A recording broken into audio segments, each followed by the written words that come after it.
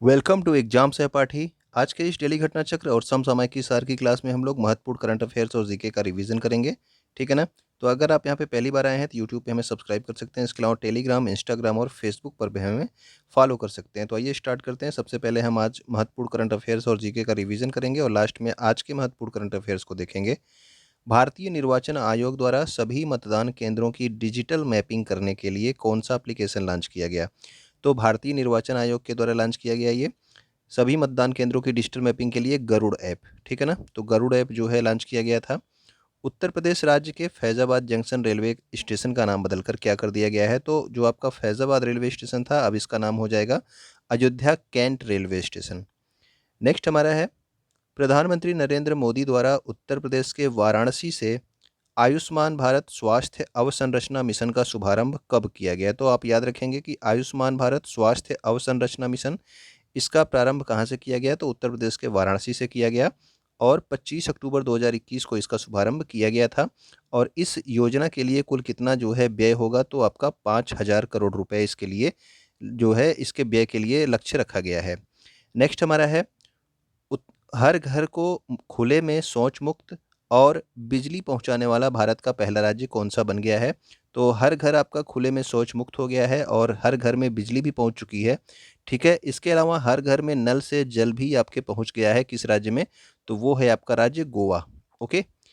Next हमारा है, AIIMS में एक जंग लड़ते हुए, ये पुस्तक किसके द्वारा लिखी गई है? तो एम्स में एक जंग लड़ते हुए ये आपके रमेश पोखरियाल निशंक के द्वारा लिखी गई है। भाजपा के नेता हैं ये।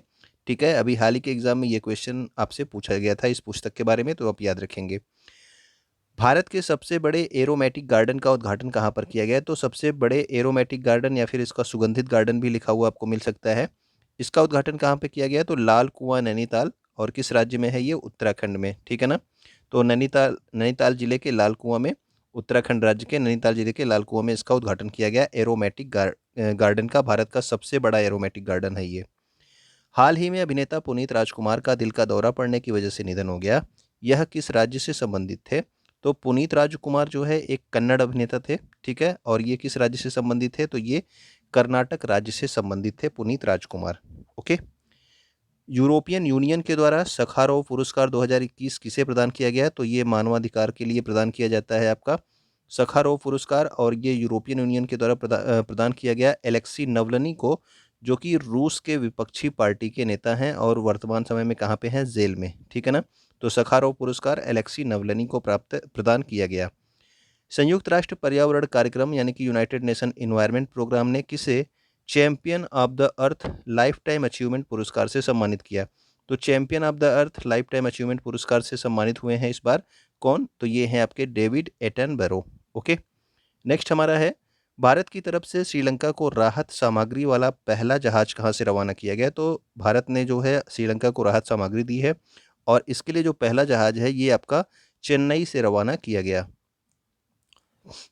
सर्वाधिक 6 बार महिला बॉक्सिंग चैंपियनशिप जीतने वाली महिला कौन सी हैं?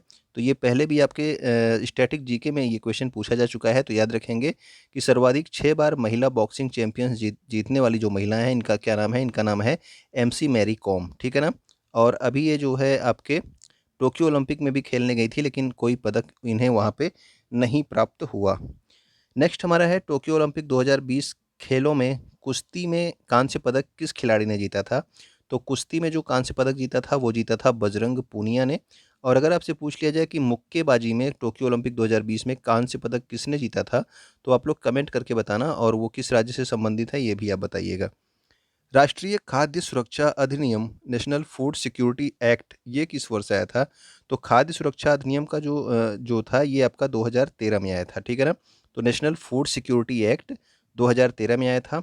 इसके अलावा राष्ट्रीय ग्रामीण रोजगार गारंटी अधिनियम, जिसको आप नरेगा कहते हो, ठीक है ना, ये किस वर्ष आया था? तो ये 2005 में आया था। ठीक। National rural employment guarantee act. ठीक। तो ये आपका नरेगा है। नेक्स्ट हमारा है, telecom regulatory authority of India यानी कि ट्राई जो हो आपकी संस्था है, इसके लिए अधिनियम कब आया था? तो इसके लिए अधिनियम आया था 1997 में। तो आप याद रखेंगे खाद्य सुरक्षा अधिनियम 2013, नरेगा अधिनियम 2005 और telecom regulatory authority of India यानी कि ट्राई के लिए अधिनियम 1997 में आया। इसके अलावा मानवाधिकार संरक्षण अधिनियम कब आया था? तो मानवाधिकार संरक्षण के लिए अधिनियम आया था आपके 1993 में, 1993 में। और शिक्षा का अधिकार अधिनियम अगर आपसे पूछ लिया जाए तो ये आरटीई एक्ट है। तो आरटीई एक्ट आया था आपका 2009 में, ठीक है ना। तो ये भी आप याद रखेंगे। इसके अलावा जो है आरटीई एक्ट के अलावा अगर मैं आपसे पूछ लूँ कि आरटीआई एक्ट जो है ये कब आया था, ये भी आपका उतना ही इंपॉर्टेंट है जितना कि आपका आरटीई एक्ट है। तो आरटीआई एक्ट के बारे में आप लोग कमेंट करके बताना इसके लिए अधिनियम कब आया था। ओके, नेक्स्ट हमारा है दक्षिण कोरिया की जो है नई राष्ट्रपति किसे बनाया गया है। तो दक्षिण कोरिया के जो नए राष्ट्रपति हैं इनका नाम है यूं सुक योल। और इसमें ये भी आप याद रखेंगे कि जो ये आपका शिक्षा का अधिकार अधिनियम 2009 में आया था इसके लिए अधिनियम, और ये अधिनियम जो है लागू कब से हुआ था, तो लागू हुआ था आपका 1 अप्रैल 2010 से। ये भी क्वेश्चन आपसे कई बार पूछा जा चुका है, तो याद रखेंगे कि आरटी एक्ट यानी कि शिक्षा का अधिकार अधिनियम लागू कब से होता है, तो 1 अप्रैल 2010 से। नेक्स्ट हमारा है भारत के पहले मानवयुक्त अंतरिक्ष मिशन कौन सा है, इसका नाम है गगनयान। इसको किस रॉकेट के द्वारा लॉन्च किया जाएगा, तो जो ये गगनयान है इसको जीएसएलवी MK3 रॉकेट के द्वारा लॉन्च किया जाएगा। फरवरी 2022 में पृथ्वी अवलोकन उपग्रह यानी कि अर्थ ऑब्जर्वेशन सैटेलाइट EOS-04 को किस रॉकेट से लॉन्च किया गया था, तो ये अभी फरवरी 2022 में लॉन्च किया गया था, इसको जरूर याद रखेंगे आप लोग। तो ये आपका PSLV C-52 रॉकेट से लॉन्च किया गया था EOS-04 को, और ये क्या है, पृथ्वी अवलोकन उपग्रह है। त्रिपुरा राज्य के नए मुख्यमंत्री कौन बने हैं, तो इनका नाम है मणिक साहा, याद रखेंगे इन्हें, हाल के एग्जाम के लिए इंपॉर्टेंट है। मधुमक्खी पालन को क्या कहा जाता है, तो इसे बोला जाता है एपीकल्चर। केचुआ पालन को वर्मी कल्चर कहते हैं। रेशम कीट पालन होता है आपका सेरीकल्चर। इसके अलावा जो है आपका अंगूर का उत्पादन क्या क्या कहा जाता है, आप लोग कमेंट करके बताना, ठीक है। विश्व मधुमक्खी दिवस प्रत्येक वर्ष 20 मई को मनाया जाता है। और विश्व शतरंज दिवस कब होता है, तो ये होता है 20 जुलाई को। विश्व शतरंज दिवस भी आपका इंपॉर्टेंट है, इसे भी आप याद रखेंगे, विश्व शतरंज दिवस 20 जुलाई को। ओके, तो अब देखते हैं कुछ 21 मई के महत्वपूर्ण करंट अफेयर्स को। इस्तांबुल तुर्की में आयोजित 12वीं महिला विश्व मुक्केबाजी चैंपियनशिप 2022 में स्वर्ण पदक, और स्वर्ण पदक किस कैटेगरी में जीता गया, तो 52 किलोग्राम वर्ग कैटेगरी में जीता गया है, ठीक है ना। तो ये जीतने वाली जो है 5वीं भारतीय महिला मुक्केबाज कौन बन गई हैं, तो 5वीं भारतीय महिला मुक्केबाज बन गई हैं निखत जरीन। तो निखत जरीन है, और किसको इन्होंने हराया है, तो जिंथपोंग को हराया है, जो कि किस देश की है, थाईलैंड की। तो ये आप याद रखना कि ये विश्व मुक्केबाजी चैंपियनशिप 2022 कहाँ पे हुई, तो ये हुई है इस्तांबुल तुर्की में। और इसमें स्वर्ण पदक किसने जीता है, तो निखत जरीन, जो कि भारत की हैं, इन्होंने जीत लिया है। ओके, नेक्स्ट हमारा है किस राज्य केंद्र शासित प्रदेश सरकार जो है घर घर राशन वितरण योजना, यानी कि इसका नाम क्या था, जो घर घर राशन वितरण योजना है, किस राज्य की है, तो ये दिल्ली राज्य की है, जिसका नाम रखा गया था मुख्यमंत्री घर घर राशन योजना। इसको जो है हाई कोर्ट ने क्या कर दिया, रद्द कर दिया इस योजना को, ठीक है। मई 2022 में किस देश ने 15वीं विश्व वानिकी कांग्रेस की मेजबानी की है, तो विश्व वानिकी कांग्रेस की मेजबानी की गई है दक्षिण कोरिया के द्वारा। ओके, भारत के पहले, और इसी से संबंधित जो आपका विश्व वानिकी कांग्रेस है, इससे संबंधित है आपका क्या, सियोल घोषणा पत्र, ठीक है ना। तो ये भी याद रखेंगे। तो दक्षिण कोरिया में इसकी जो है बैठक हुई है, और सियोल जो है दक्षिण कोरिया की राजधानी है।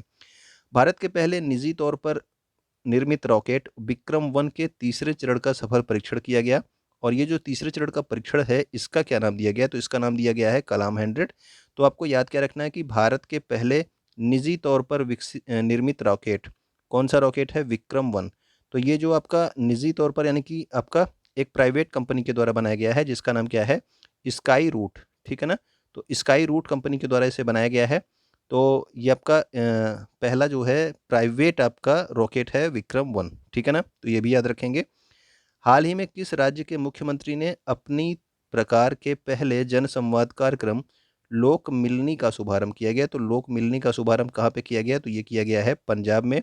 यानी कि जो आपका जनता दरबार लगता है जहाँ पे मुख्यमंत्री सभी से मिलते हैं, ठीक है ना, उसका नाम रखा गया है क्या, लोक मिलनी, पंजाब में। 1 नवंबर 2022 से कौन सा राज्य देश में पहली बार सरकारी स्वामित्व वाला ओवर द टॉप, तो OTT जो आपका एप्लीकेशंस होते हैं, यानी कि जो आपके Z5 हैं, अमेजन प्राइम है, नेटफ्लिक्स है, MX प्लेयर वाला जो आपका ऑनलाइन आप कंटेंट देखते हो, इसी तरह से इसको क्या बोला जाता है, इसको बोला जाता है OTT प्लेटफॉर्म। तो OTT का फुल फॉर्म क्या होता है, तो OTT का फुल फॉर्म होता है ओवर द टॉप। ओके, तो ये आपका एक ओवर द टॉप यानी कि OTT प्लेटफॉर्म स्टार्ट किया जा रहा है सी स्पेस, जो कि आपका सरकारी स्वामित्व वाला है, यानी कि किस राज्य की सरकार इसको लॉन्च कर रही है, तो केरल राज्य की सरकार लॉन्च कर रही है, ठीक है ना। अभी तक और जो कंपनियां हैं वो सब प्राइवेट हैं, तो ये पहला सरकारी स्वामित्व वाला आपका एप्लीकेशन होगा ओटीटी मंच, जिसका नाम रखा गया है सी स्पेस, और किस राज्य के द्वारा, तो केरल राज्य के द्वारा। तो उम्मीद करता हूँ कि सारी चीज़ें आपको अच्छी लगी होंगी, तो आप कमेंट करके बताएंगे। वीडियो देखने के लिए आपका बहुत बहुत धन्यवाद। इसको आप शेयर कर सकते हैं। अगर आप यहाँ तक देख रहे हो तो उम्मीद कर रहा हूँ कि आप लाइक कर चुके होंगे।